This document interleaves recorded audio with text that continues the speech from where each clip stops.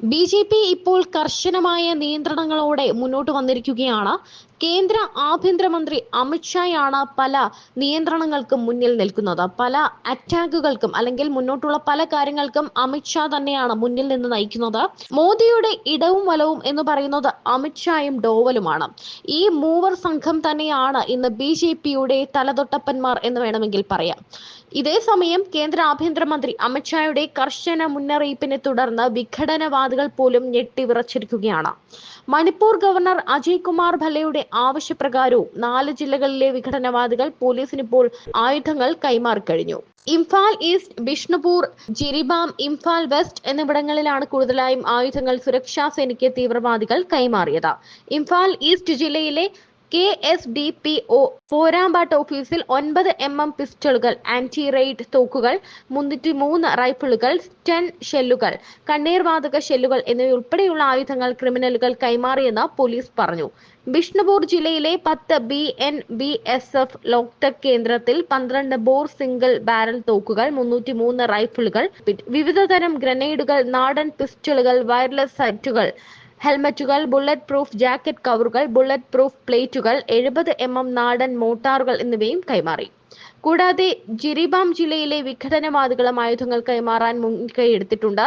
Jiribam police സ്റ്റേഷനിൽ തദ്ദേശീയമായി നിർമ്മിച്ച SBBL തോക്കുകൾ, ഡബിൾ ബാരൽ തോക്കുകൾ, 12 ബോർ കാർട്രിഡ്ജുകൾ, 7.62 mm, 5.56 mm റൗണ്ടുകൾ, AK-47, SLR മാഗസീനുകൾ എന്നിവ ഇവിടെയുള്ള ആളുകൾ കൈമാറിയിട്ടുണ്ട്.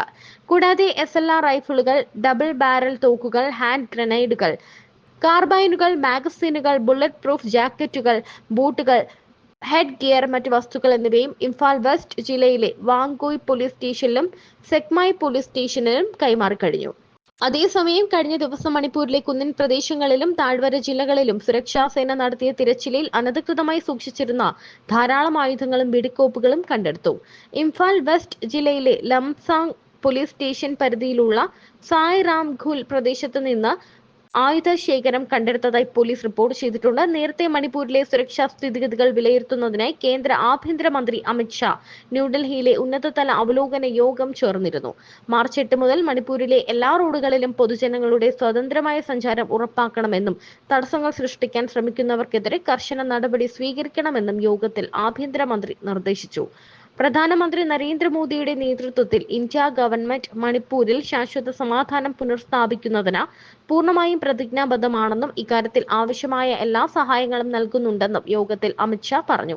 മണിപ്പൂരിന്റെ അന്താരാഷ്ട്ര അതിർത്തിയിലെ നിയുക്ത എൻട്രി പോയിന്റുകളുടെ ഇരുവശവുമുള്ള വേലികെട്ടൽ ജോലികൾ എത്രയും വേഗം പൂർത്തിയാക്കണമെന്നും അമിത്ഷാ നിർദ്ദേശിച്ചു. കൂടാതെ മണിപ്പൂരിനെ മയക്കുമരുന്ന് വിമുക്തമാക്കാൻ മയക്കുമരുന്ന് വ്യാപാരത്തിൽ ഉൾപ്പെട്ടിരിക്കുന്ന മുഴുവൻ ശൃംഖലയും ഇല്ലാതാക്കണമെന്നും അദ്ദേഹം പറയുന്നുണ്ട്. മാർച്ച് 8 മുതൽ മണിപ്പൂരിലെ എല്ലാ പാതകളിലും ആളുകൾക്ക് സ്വതന്ത്ര സഞ്ചാരം ഉറപ്പാക്കണമെന്നാണ് കേന്ദ്ര ആഭ്യന്തരമന്ത്രിയായ അമിത്ഷാ പറയുന്നത്. മണിപ്പൂരിൽ സമാധാനം പുനഃസ്ഥാപിക്കാൻ പ്രധാനമന്ത്രി നരേന്ദ്രമോദിയുടെ നേതൃത്വത്തിലുള്ള കേന്ദ്ര സർക്കാർ പൂർണ്ണമായും പ്രതിജ്ഞാബദ്ധമാണെന്നും അമിത്ഷാ വ്യക്തമാക്കി.